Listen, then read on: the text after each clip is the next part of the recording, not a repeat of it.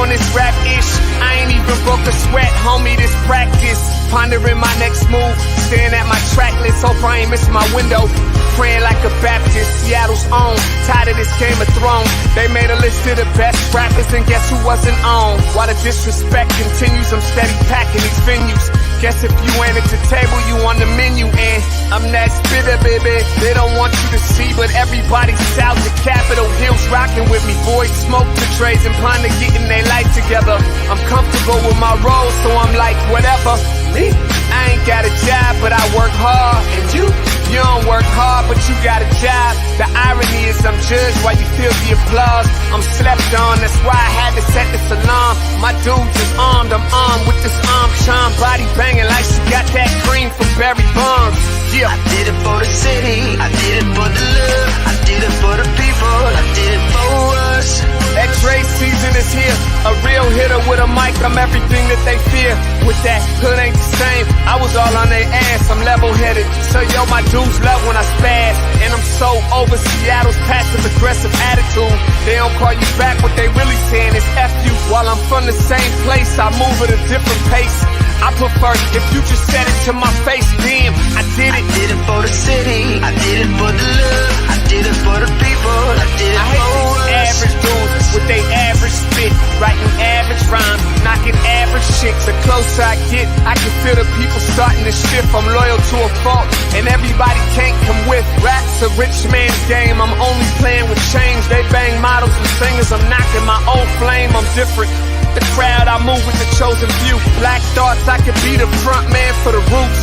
No diamonds and gold, I'm on my sticks and stones. If we can see your panty line, you should have on a thong. My team is strong, through this fire we forged a bond. And they already know what it is when I get on. To the hearse, party like it's December 31st. When I'm on my deathbed, I probably cracking my nurse. You ain't got the bars to compete. I'm a verbal athlete, deflating these boys so they say that I cheat. Damn, I did it. I did it for the city, I did it for the love, I did it for the people, I did it for us.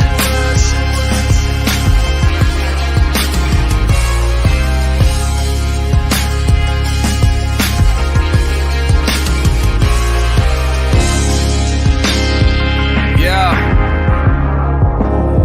I should probably start by apologizing for the long wait, man. You know, I know I be tripping. But I'm not just a rapper, I'm an artist. And, you know, my creative process is a little bit different than most. Nonetheless, I want to welcome everybody out to the Dre's Experience. I got TCF in the building. My whole camp's here with me. I got the band in here laying this cool-ass vibe. And I'm Seattle's own. Let's get into it. I just wanna live. God protect me. I just wanna live. I just wanna live.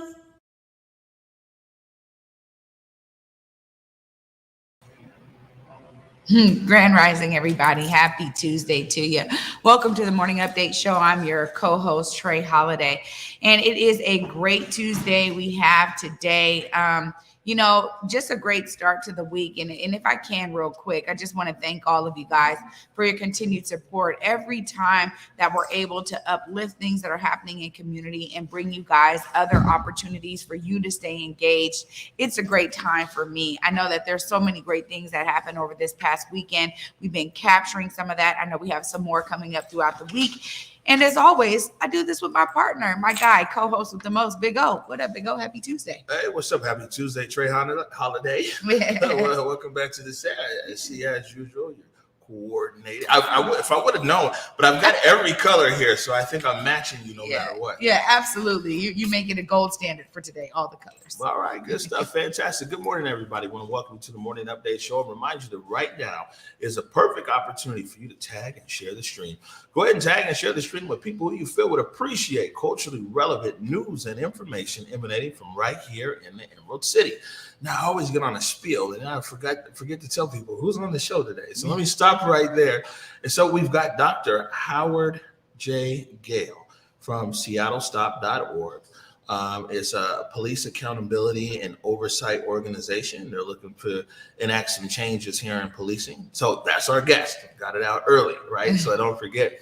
All right, we'll keep it moving right here. I want to remind everybody that, well, first of all, of our partners, big shout out to our partners at the South Seattle Emerald and KBCS 91.3 over at Bellevue College. I want to remind everybody that you can listen to the Morning Update show anywhere that you listen to your favorite podcast. Right there, they're putting SoundCloud in the links, but also you can check out Google, Spotify, iTunes, anywhere that you listen to your favorite podcast. Also, a heads up that a great way to support Black-owned independent media while letting people know that it's no excuses is to go to whereweconverge.com/shop, pick up a No Excuses t-shirt or sweatshirt. We'll make sure and get that right out to you. As usual, a reminder that the vaccine is readily available here in King County. That's right. The link is there in the comments. If you're looking for the vaccine, there's the Pfizer, Moderna, Johnson & Johnson, all available here in King County, readily available, free of charge. And in some cases, they can come to your house and give you the vaccine. Moving over to our events calendar. Throw that up right now. So today, what's going on? We got something, I think, Friends of the Waterfront is happening there. It's a peer down into the water. Yeah, it's interesting. We're supposed to have a graphic up for that. I think they've fallen asleep over there this morning. It's quite all right, but we'll keep it moving. You can go to whereweconverge.com/events. But we want to remind everybody that our events page is in this beta set testing right now. So we encourage people to send us your events. You can find the link in the bottom of the website where it says submit calendar events. Before we take it back here to all our local news and headlines, we got a clip right here from CBS this morning about what's going on with Hurricane Ida down there in Louisiana. Ida has left more than 1 million Americans along the Gulf Coast without power, and parts of New Orleans could be in the dark for weeks. At least 4 people have died from the storm, which was the 5th strongest hurricane ever to make landfall in the United States. Omar Villafranca is in Bridge City, just outside of New Orleans, where crews have been working around the clock. Omar, good morning. Good morning. This is one of the main reasons why the power is out in New Orleans metro area. This tower stood about 400 feet tall. Not anymore. Ida's winds tore it down. And now hospitals, police departments, and others are running on generators, and no one is sure when the power will be back on. As Hurricane Ida and its 150-mile-per-hour winds crashed into Louisiana's Gulf Coast, the storm left almost as quickly as it roared in, taking much of the region's electricity with it. The toppled utility poles and tangled power lines in these pictures have more than 25,000 electricity workers in Louisiana scrambling to restore what they can. But it's a big job. More than 2,000 miles of transmission lines went out of service, along with 216 power substations. Our 911 infrastructure right now is not operable. Here is a big part of the problem. This massive electrical tower lying on its side is responsible for shuttling power across the Mississippi and into New Orleans, and its transmission lines are now underwater. New Orleans Mayor LaToya Cantrell. City agencies have been out since daybreak. They're going block by block, neighborhood by neighborhood. And that includes some of the state's most vulnerable. Dr. Mark Klein is a physician-in-chief at Children's Hospital in New Orleans. It's still running on generators. He worries about an uptick in COVID cases among kids because of the storm. Our concern now is that if we congregate a lot of people in closed spaces indoors, in shelters, for example, we could reverse some of the gains that we've made. We really don't want to see that happen. 39 medical facilities are running on generator power so they can keep on providing care to their patients. Entergy, the power company, says it's going to take them at least 4 days just to do a damage assessment, so it could be weeks before power is restored here. Wow. I mean, when you're thinking about weeks without power, that's saying a lot. And I think it really brings out the ingenuity in so many families and so many people. So again, sending love and, you know, all of the care that we can from the Pacific Northwest to all of you families down there that are suffering, you know, from this storm. Clearly there, I mean, for me, one of the things that is so telling is when they have the, you know, helicopter footage, you know, right? They're showing the overview, the bird's eye view of the area, and you can see the destruction has hit a bunch of different homes, Omari. Yeah, and it's a tough one down there too. And I was watching some of the coverage, and they were saying that even some of the shelters, they can't fill the full capacity because the vaccination rate is so low down there in that part of our country. And so they're feeling that it might be a compounded effort or a compounded issue as well, with people who, of course, been forced out of their home because it's natural disaster. And then when you layer COVID on top of that, especially this Delta variant, which is very contagious. So we want to keep our eyes and ears on that. Me, like a lot of people up here, you got family, what I'm saying, down there in Louisiana. So moving on to some news this morning. It was another shooting last night. It was actually up there on Capitol Hill, not too far from Dick's, and it looks like someone tried to rob somebody, and then the robber got shot and killed. And crazy enough, it's like I know people who were there on the scene, you know what I'm saying, and who were, man, it was all bad. But it's like at Capitol Hill. It's been a few times now in the last few months where someone has defended themselves with a firearm up on Capitol Hill. But this morning at 10 a.m., Chief Adrian Diaz, as well as Councilmember Peterson, and then also somebody from over at Human Services Department, they had a press conference. And what Chief Diaz was saying is that, but from this year to last year, there's been 100 more shootings. It's like the actual homicides are about the same apart, but it's been 100 more shootings, and that they've collected over 2,000 shell casings, and that violence in this city, gun violence, it's really hitting all categories of the city. So of course, there's an issue we deal with in our community, but then you've got domestic violence, you've got road rage, you've got robberies, and it's hitting the city and it's hitting the county. One of the things that Chief Diaz said is that, they're asking for more officers. That's what Councilmember Peterson is saying, that they're trying to find more officers on the street. Chief Diaz also talked about other programs that they're out there trying to work with. One of them being like the regional peacekeepers, but other programs. They also said that like some of these issues are really coming from mental health. But at the end of the day, people are resorting to guns and gun violence here in the city of Seattle. Well, this is, it's one of those things that, we want to see a lot of things increase, but not gun violence, right? When we talk about a lot of the disparities that are felt in Black community in particular. And, this is something we really want to see decreasing, but it just feels like, every single week, every single day, almost sometimes, we're really seeing this increase. We're seeing it affecting more and more people. We're seeing it spread out, and to break it down category by category like that, really paints a picture as well, because ultimately it breaks up the idea.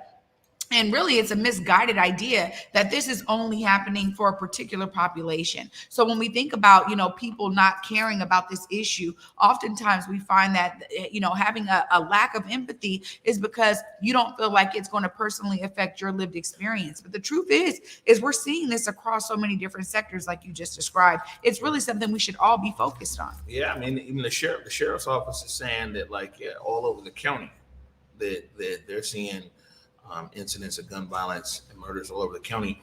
So one of the things that Chief Diaz talked about in the press conference today was the Regional Peacekeepers Collective.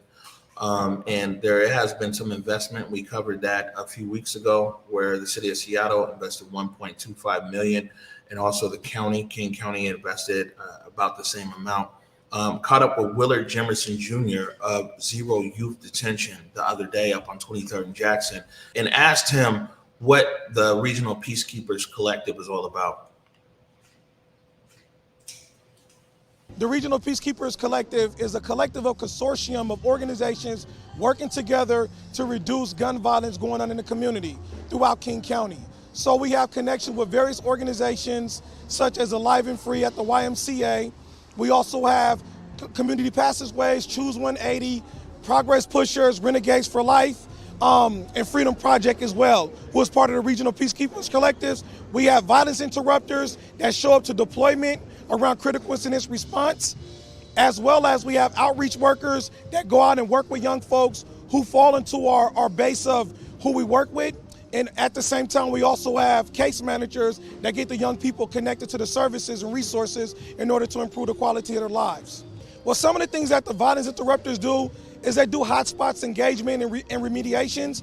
So some of those things is just setting up. As you see, like every Friday evening, you'll have some of our violence interrupters with Community Passageways and other different organizations, Freedom Project, right here in 23rd and Jackson, because this has been a known hotspot. So we want to make sure that the resources are being pushed into the community where it's needed the most. So those are some of the things that the violence interrupters do. They also deploy to unfortunate circumstances when young people are shot, and unfortunately they may end up at the hospital or even in the community.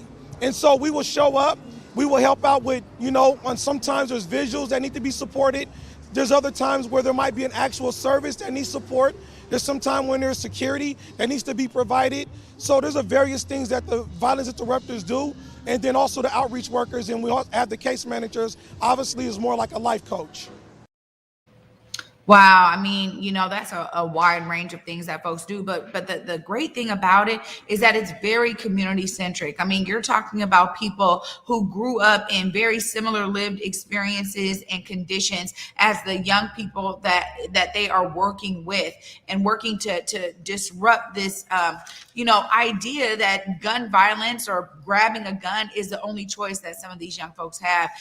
And one of the things that Willard said, because he also spoke on the stage at Black on the Block on Sunday, and one of the things that he said that was really poignant to so many people that were there in the audience, as people were talking about this, was that right now there's a large amount of funding that is being directed at, disrupting gun violence. And so understanding as a city, the entities that have been doing that work for decades or for years, that it's really clear who those entities are, because what we're seeing right now, and this is another follow the money piece, you guys, around disrupting gun violence, is that what we're seeing is that corporations who are feeling that their businesses are being affected by gun violence may be now trying to get some of those funds to say, look, our business is impacted. And it's not to say that, like Starbucks, for one, is one of the major corporations that's now like, hey, we're changing our hours. We're having to shut down certain stores. We're having to adjust to the gun violence because of some of the areas where our stores are in.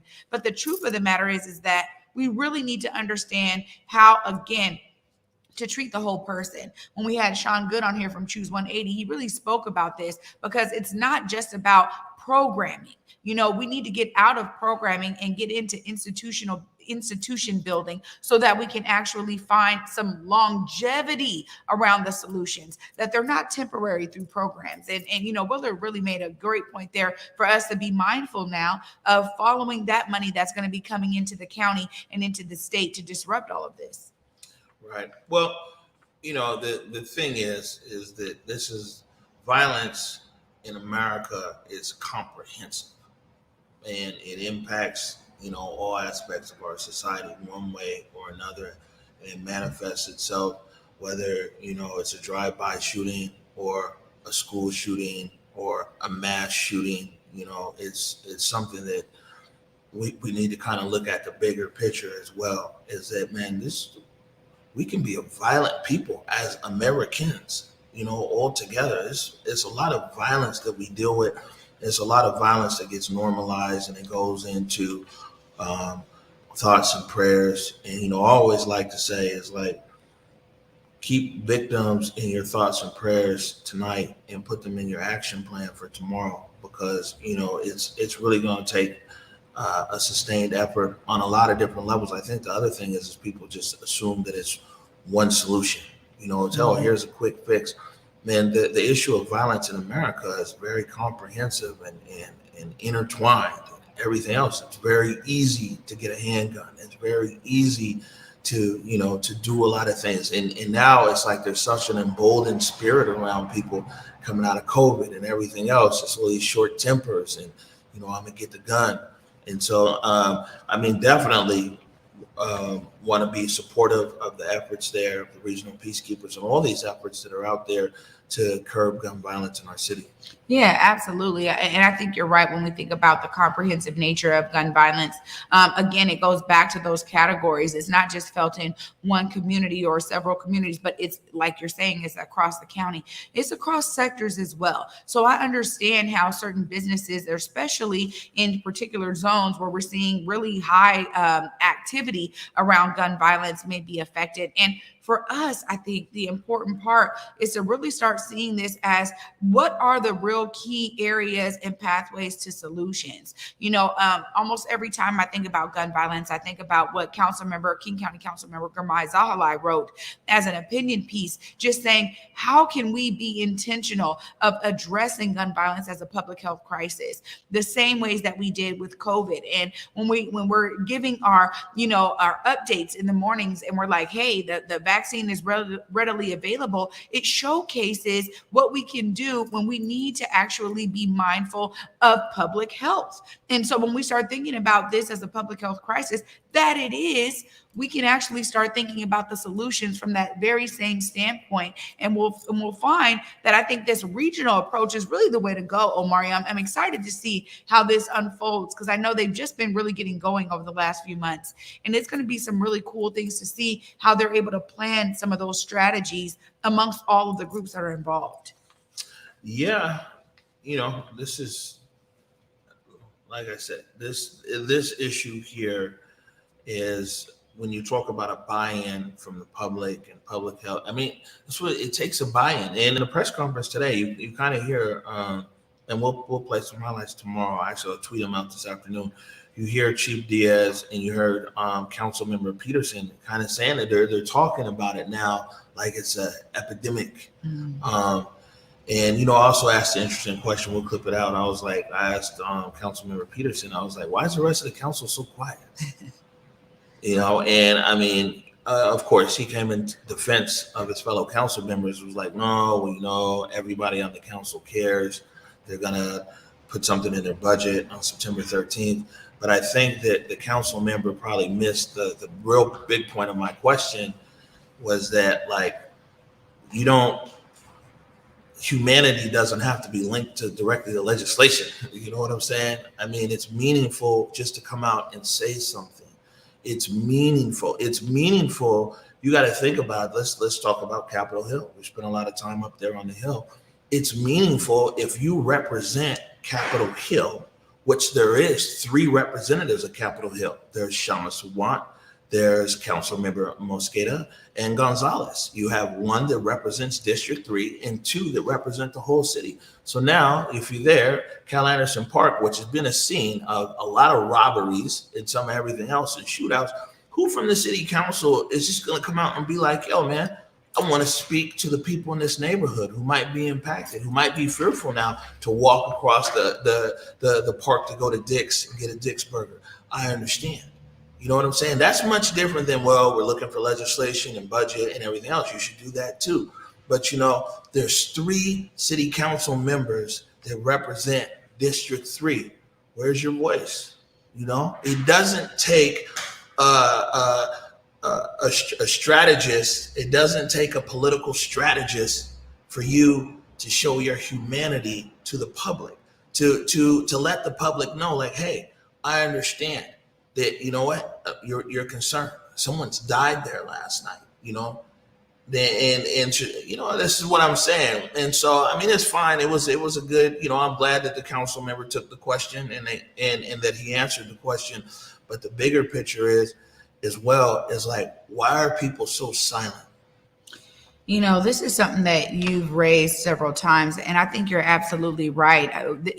Part of, building the trust is being transparent. It's also being empathetic when things are actually going on in your district, in your city, in this county, right? It's being empathetic to that, but it's also showing that empathy to the ones that got you in the seat, to your voters, to your base, to the ones that are in your district that you're there to represent.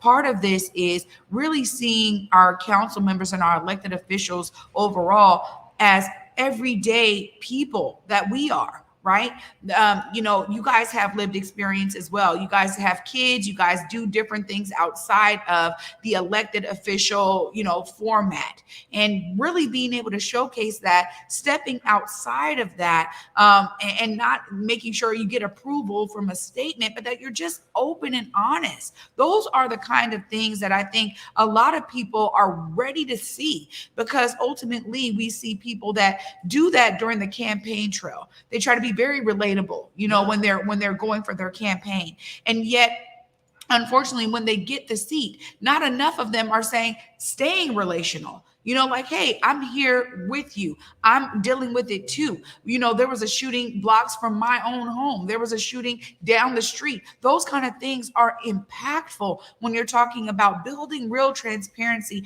and relationship with your voter base and those who maybe even didn't vote for you. But they're like, you know what? You're still representing me in my district. You're the one who won the seat. It's a great thing for people to actually do that, Omari. And you're right. It takes absolutely nothing for them to showcase that. Yeah, it's like my mama always said. My mama said, good manners don't cost you nothing. Please and thank you don't cost you nothing. It costs you nothing, elected officials, to just stand with your constituents, stand with the constituents of the Emerald City as a whole.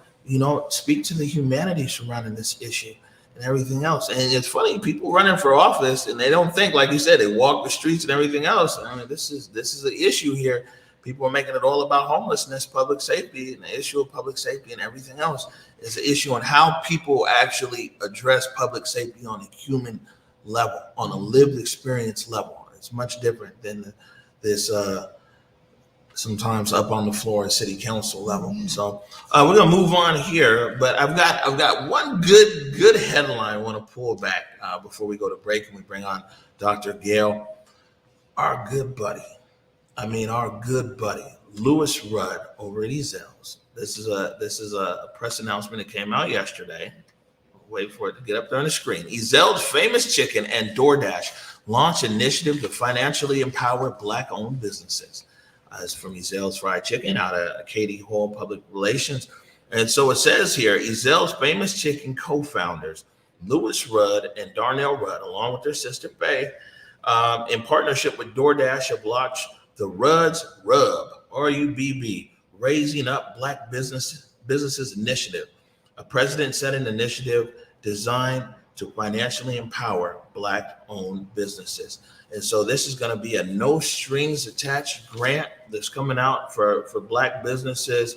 Get ready to launch this here. It's open. We've got the link in the comments, so you can get more information there.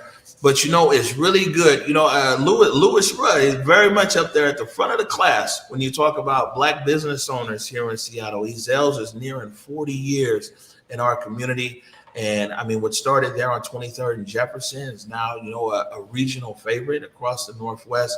And man, they're being intentional and wanted to make funds available for Black businesses. I love this story so much. It came across my email yesterday as well. And the great thing about this is that you're talking about a direct injection of funding for at least 20 businesses to start. I know they're trying to get more partners on board so they can double that number. But each business will receive $2,500 as Omari said, a no strings attached grant. And they really have removed so many different barriers around access to grants, because they're like, look, you have to fill out a simple application. The main point that they're making is you have to fill out all the answers, right? They're making it simple. It's not going out for hey, we had to put it up and now we're going through this RFP process. They're being very straightforward about their intent to make sure that Black businesses are thriving throughout this time.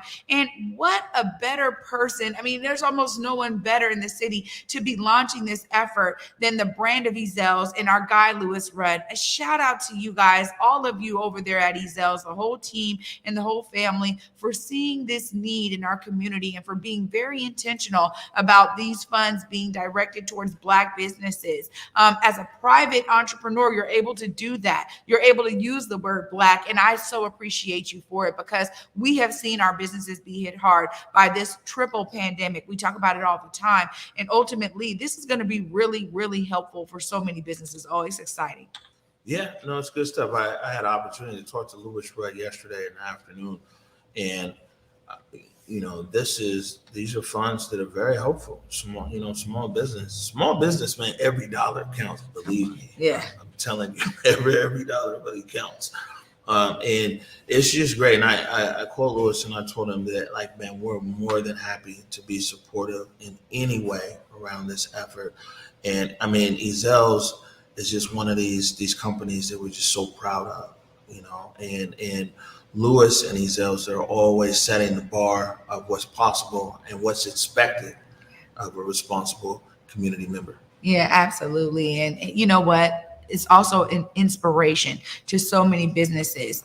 When you think about Ezell starting with one shop and expanding the way that it has, it just showcases what is possible here when people really begin to enjoy your product, your service.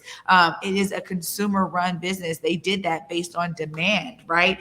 So they had to provide more supply. That's a beautiful story for all of these businesses who are going to be receiving this grant to take hold of, because one day it could be them. All right. Good stuff. We're going to take a quick break right now. When we come back. Hey guys, it's Besa Gordon from Converge Media. You can catch me on my show Rewind with Besa, which airs every other Saturday at 2 p.m. anywhere you watch Converge Media.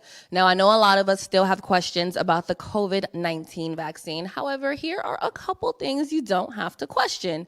Everyone 12 years and older in Washington State are now eligible for the COVID-19 vaccine. It's free, and you don't even need insurance or citizenship status to get vaccinated. If you still have questions, and I know you probably do, you can visit kingcounty.gov/COVID for additional information. You can also call the King County COVID-19 call center at 206-477-3977 to get COVID-19 and the vaccination questions answered, get translation services if needed, set up an in-home vaccination appointment for yourself or someone you know may not be comfortable at a vaccination site due to a disability, anxiety, or other reasons. Look, with summer being here, now is the time to get all your COVID-19 vaccination questions answered so we can all get out the house and live our best lives again.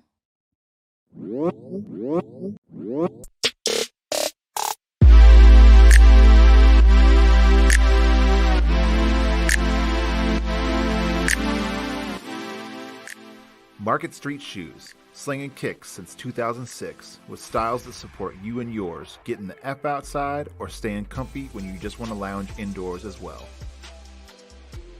But wait, Market Street Shoes is way more than just a shoe store. Gear up for your next outdoor adventure with apparel and accessories that'll have you looking good on the streets, the trail, or even in your own backyard. With locations in Ballard, Redmond, and online at marketstreetshoes.com, there's undoubtedly a style and size that'll fit your lifestyle.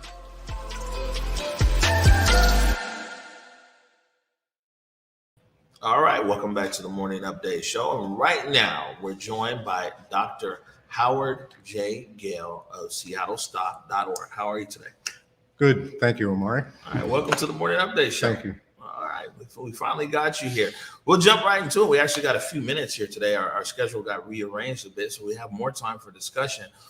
So first of all, why don't you tell us a little bit about yourself and then what is SeattleStop.org? Sure. So I'm originally a New Yorker. I've been living in Seattle for about 23 years now. My training is as a research psychologist. So not a clinical psychologist, but a research psychologist. I've been an activist my whole life since I was about 13 or 14 years of age. And most recently, my activism has been on behalf of police accountability. So that's briefly about me. SeattleStop.org is a project to try to get real accountability in Seattle through a citizens initiative. And I think before I talk about what Seattle Stop is, I think I should say, just really briefly, police accountability is often confused with police reform, and they're not the same. So police reform is a spectrum of anything from reforming the police, trying to retrain them, as Bruce Harrell would suggest, maybe having pizza with them on Fridays if they go a week without shooting people. There's that end of police reform, and then there's defunding, which might be a little bit of defunding, taking away money from the police department to actually have alternatives for community safety, violence interrupters. And then the other end of that spectrum would be abolition, would be getting rid of police. So there's a whole range of options when we're talking about from police reform to police abolition. Regardless of where you are on that spectrum, we have to have accountability. And the reason for that is even if we faced a future where there were no police, we still have people that are acting with some authority of the state or the city to make decisions about people's lives. And there has to be accountability for that. So regardless of where you stand on the policing issue, there has to be accountability for public safety.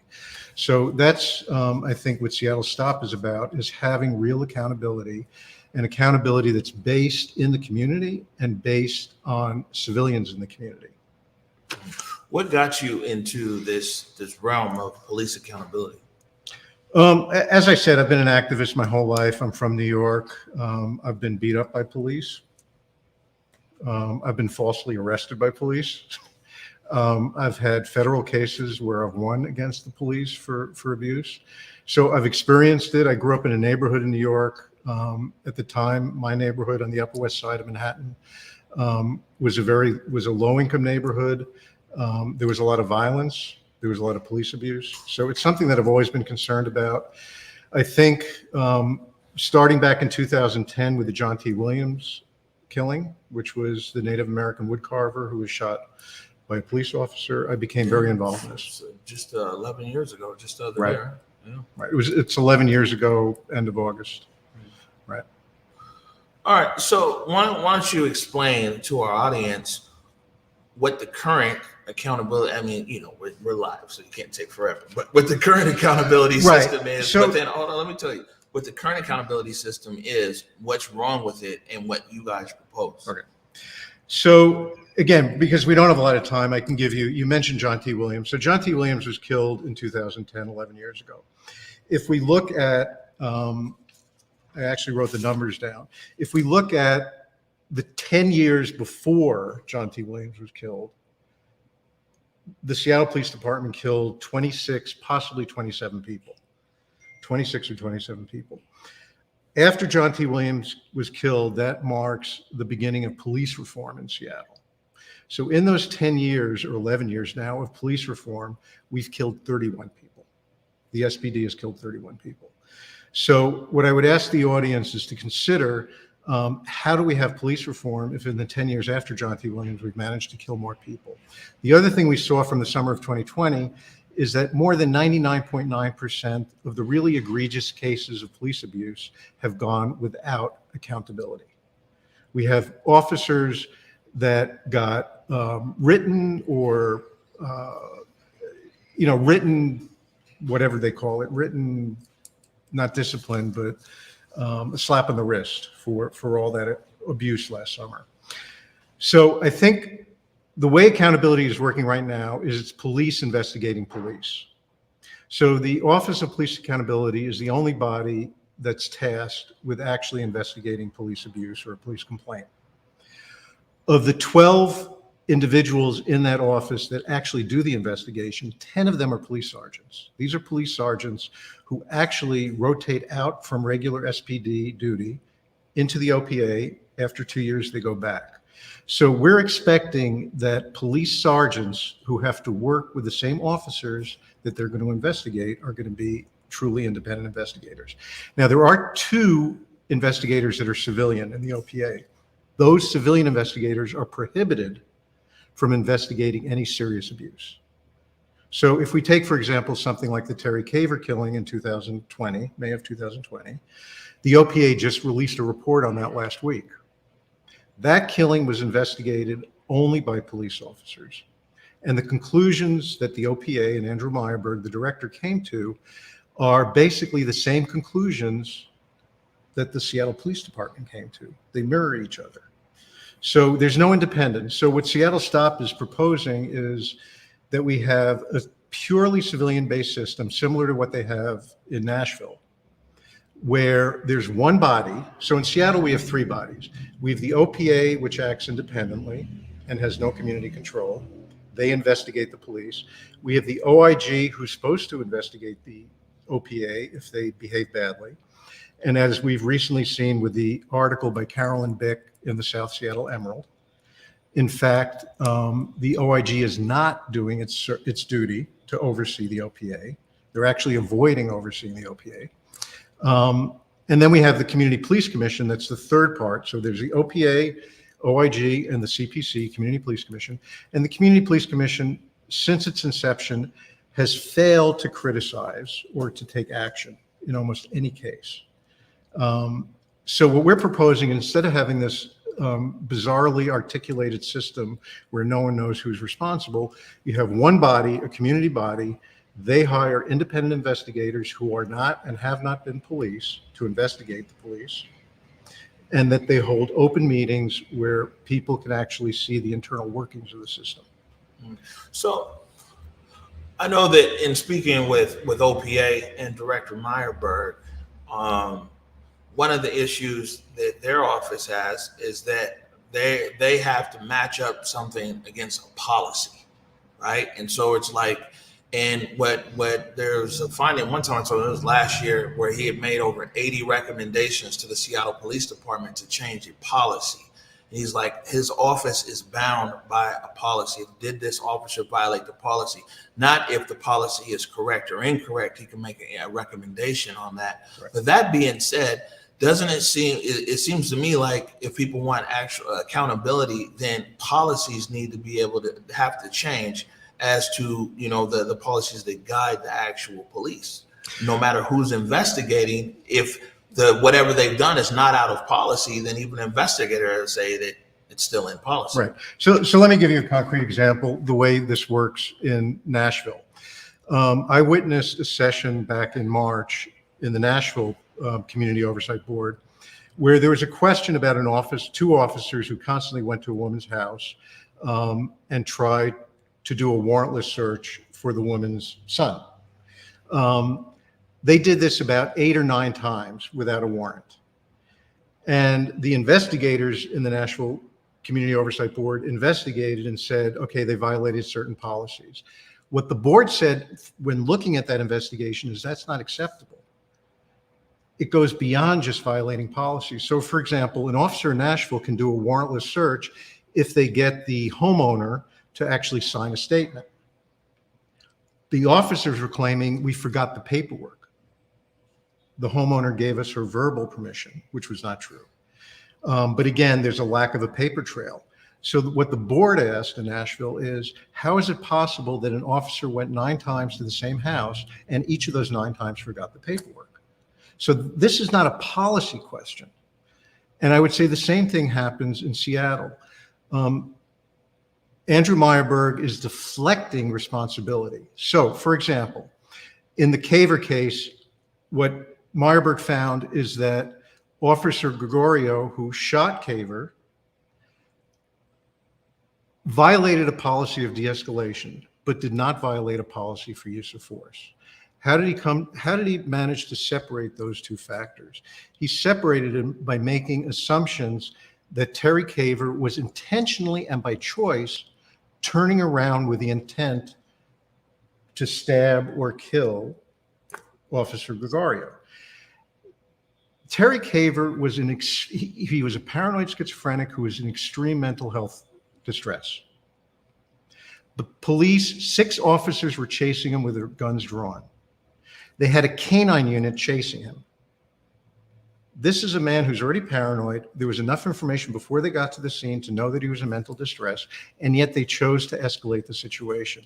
How do you separate then that from the use of force? Andrew is trying to parse those things in an artificial way, but worse than that, in saying that Officer Gregorio didn't violate the use of force, he's making assumptions about what Terry Caver's intentions were. So for example, if you watch the Terry Caver video, what you will see is that he's shot with a taser, and the very split second he's shot with a taser, he's running, he's shot with a taser.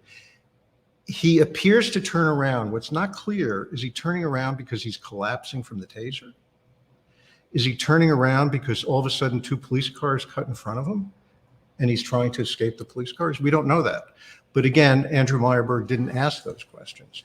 So I think this attempt to say I can only hold officers responsible for policy violations is a little bit artificial, because in every one of the killings that Andrew Meyerberg has investigated, for instance, 2019, the SPD killing of Ryan Smith, also mental health distress with a knife, Andrew Meyerberg found that there was no policy violation, even though they also failed to de-escalate in that instance.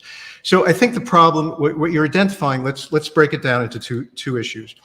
Yeah, policy is a problem, but we have to be able to have an independent investigation where we can have faith. Yeah, but the investigation, right? I'm not against that. What I'm saying though is that how can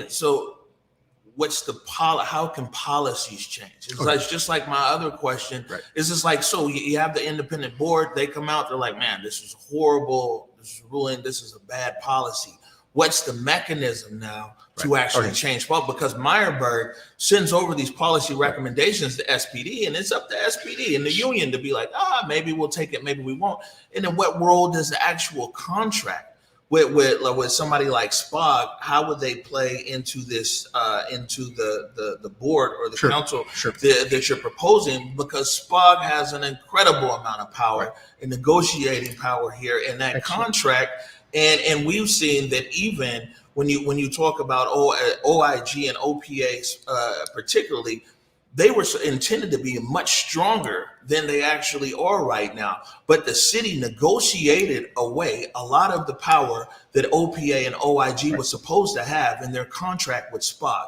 So how would what you're proposing, how would it interact with this contract, as we know there's a lot of power coming from there? Excellent question. So let's take those questions in reverse, the last one first.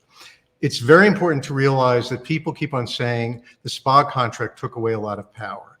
That is a false claim. Here's the reason. If SPOG had said, City of Seattle, you get everything you want in the 2017 ordinance, Andrew Meyerberg would still be the decider of discipline, and we would still have majority of officers investigating. He'd also have subpoena power too. Right, he'd have subpoena power, but what is the point of subpoena power if you're not going to fully investigate? That's my argument.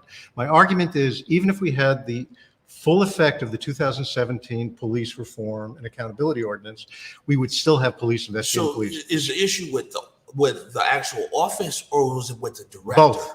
Actually, what I would say is we should never place ourselves in a position, this is what they decided not to do in Nashville. And by the way, they're making the same decision. They've already voted that last November in Portland and in Oakland and in other cities. They've made a decision. We can't have a God that heads up an agency to make these kinds of weighty decisions. We're all fallible. I wouldn't want to be the head of that agency. I wouldn't trust you, even though I love you and trust you otherwise. I wouldn't trust you with that power. No one should be trusted with power. That power should be vested in the community. So to go back to your question, here's what would happen, what does happen in Nashville, and what we're proposing in SeattleStop.org. Our proposal is that there's one board. That board does the investigations. If it turns out there's a policy violation or not a policy violation, if it's what's called lawful but awful, that board has the ability to say we need to change this policy. And under our initiative, that would be mandatory. The police chief would not have an option. What we actually wrote in, which would be legal, is an oversight or civilian control board would actually make a decision about a change in policy, would then forward that to the police chief. If the police chief agreed with that, it would go into effect. If the police chief disagreed and the board maintained its position that we need to change this policy, then it would go to the city council. The point being that the city council then, in an open and public process, would make that decision. Now, I want to get to your other point, which is really important. What about the police contract? Here's the answer. In Nashville, in 2018, they had a citizens initiative that was voted on by, I think, 54, 55% of the population. When the new police chief came into the city of Nashville, he said, "Who am I to overrule the clear wishes of the majority of people in Nashville?" Do you think the police union fought it? They didn't. So that's the answer. Instead of rendering this as a political problem where the council and the mayor and SPOG all debate each other, we bring this into the public. We have a clear vote on it. And once we have a majority opinion that is in favor of this kind of process, I think the police are going to be in an untenable position. We still have to, there's still mandatory bargaining. We're still going to have to bargain a contract, but as happened in Nashville, and I will say, by the way, not just Nashville, in Newark, it's a much more rough process, but Ras Baraka, the son of the famous poet Amiri Baraka, in 2016, put in place a radical new civilian oversight. The police balked at that. That's going to have to be fought out in the courts. We're going to see what happens in Oakland. We're going to see what happens in Portland. But here's the thing. We've been doing police reform in Seattle for 120 years and it hasn't worked. We have to try something different. So what I would say is a one-stop shop, community board makes all the decisions about policy, about investigations and discipline. We've only got a few seconds left. Good.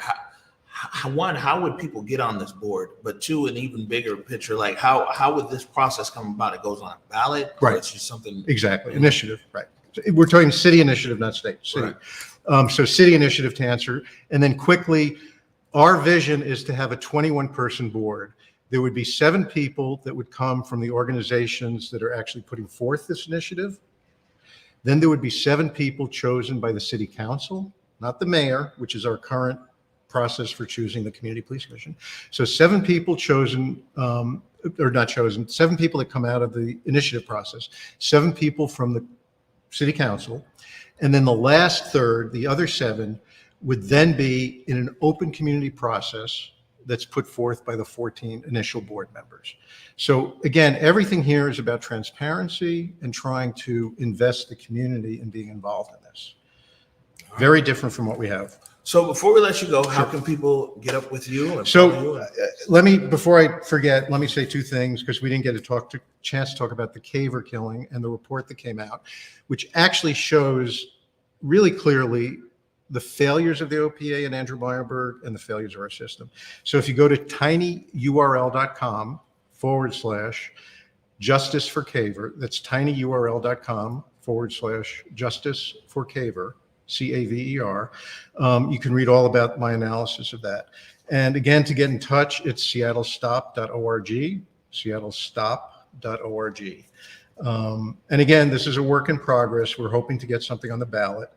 And part of our hope, you know, I-940, which got rid of malice and did a lot to forward police reform statewide, we're still kind of stuck with having police investigate police.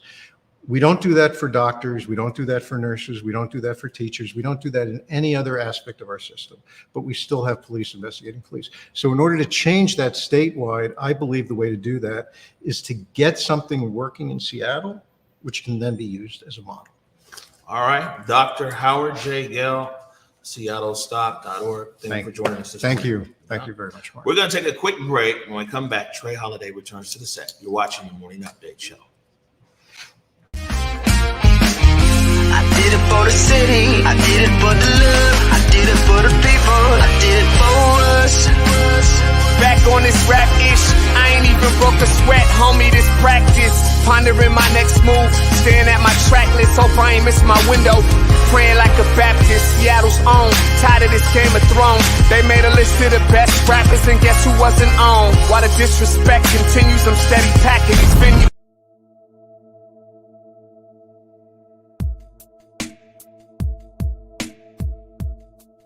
Converge Media produces culturally relevant content for Black and urban audiences. Our coverage is raw, transparent, and objective, praised by community leaders, government officials, and residents.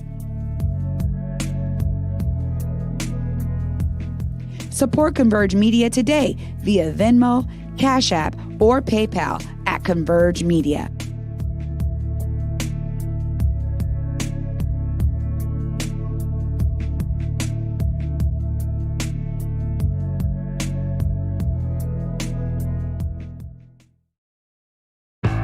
Hey, it's me, downtown Seattle, C-Town. Wish you were here. Here, to explore inside, outside, and everywhere in between. Where it's easy to get my good side. Here, where my rooftops invite you to come early and stay late. Where every view is a postcard, and each night out might be your best night ever. See you soon. Love, C-Town. All right, welcome back to the Morning Update Show. Welcoming my amazing co-host, Trey Holiday, back on the set. Hey, what's up, O? What's up? Hey, it's been a great show today. Yeah, no, interesting conversation. There's a lot of different groups, organizations, man, looking for, accountability, looking for reform, some looking for abolition. I think that was a good spectrum that was laid out there. It's like, hey, there's some people who just want to change this, or some people want to abolish the police. Accountability definitely is something that's required in any space, though. It really is. I mean, we're talking about it with our elected officials. We definitely talk about it from multiple perspectives around policing. I think that so much of this is about, the public being able to be, feel there's some trust being built, or feel that there is accountability being taken on any side. So I agree. All right. So before we get out of here, did a taping last night with poet and author Chelsey Richardson. And I think it's going to be our next Off the Clock. It was real. We was only supposed to talk for like 30, 40 minutes. We ended up talking for like an hour. She's amazing. Yeah, an hour, 15 minutes. But Chelsey, yesterday, she did her poem, one of her poems, and it's called Aisle 12. I'm sitting on a stool inside of Safeway right across the street from Rainier and Henderson, staring down aisle 12. There are 4 items displayed that I can pick up and walk out with if I have just enough change. Greeting cards, digestive help, pain relief, and cough and cold. I assume I can find some relief for my newfound back pain, maybe some Tums or Imodium to ease my lactose intolerance, but I don't think I'll find a card that I like. Nor will I find a card that will ease the suffering Trayvon Martin's mother feels while she lies awake at night. The sound of racial slurs murmured in the folds of her sheets, the kind that rise and fall in her chest, growing into a chaotic mantra on television screens across the US. And I hope I don't find that race card sitting there on that colorful shelf, waiting to commit a suicidal dive into my hands. There is not a card that embodies all truth, so please don't go long and throw it in my face. There's a boy standing next to me, brown leaf dusted skin, mild in manner. I ear hustle, hear him say he's a mama's boy, flowers his lips on his mother's cheeks before he leaves, kind of mama's boy.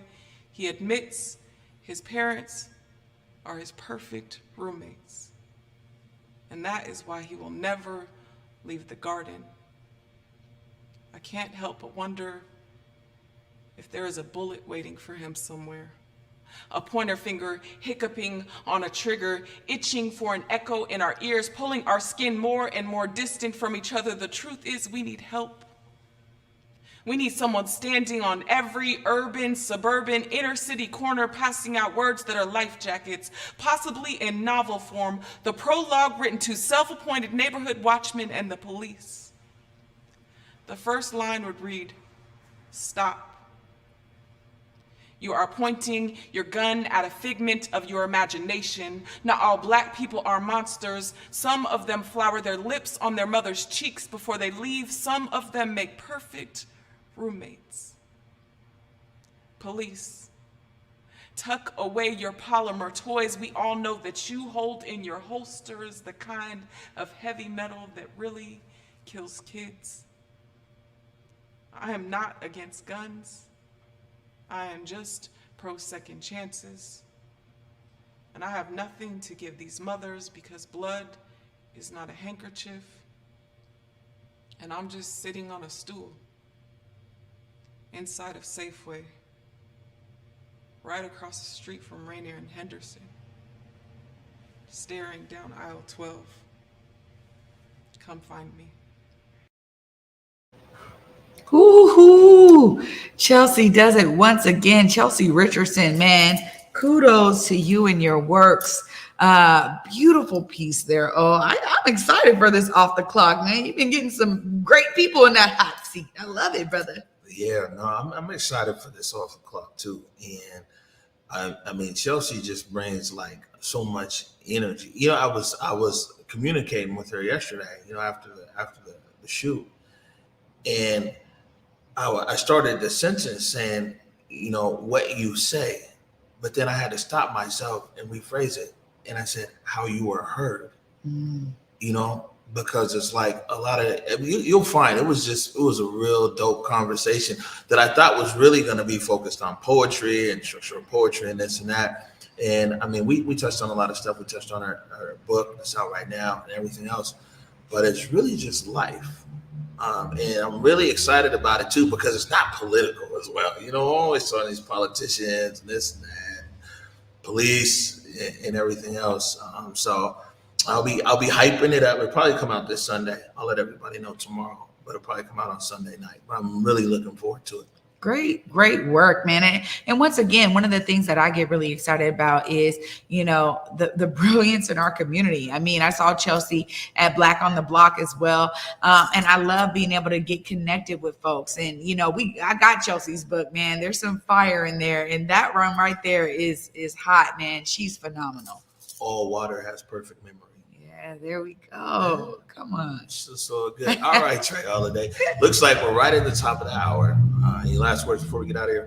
Man, always, you guys see yourself as a part of the solution. Clearly, you know, Chelsey has. We had Howard here who also is trying to do that. I mean, there's a lot of different reasons why we need so many voices that are part of these solutions. So please find yourself as one of those voices making great choices to become a part of the solution. All right, good stuff. Well, then we got any programming. We got a lot of production notes getting ready to come out this week. And we had some stuff didn't quite make the timeline for today. We got a lot of stuff, a lot of good videos. The producers have been out in the field doing what they do. You know what I'm saying? So I'm really looking forward to that. I think we're going to put Chelsey's poem right there on our Instagram this afternoon and across our social platforms. So feel free to share on that. Otherwise, I think we're going to get out of here. So we want to remind everybody, yeah, there you go. There's a wide. Want to remind everybody to go forward in your purpose, go forward in your humanity. And until tomorrow at 11 a.m., peace.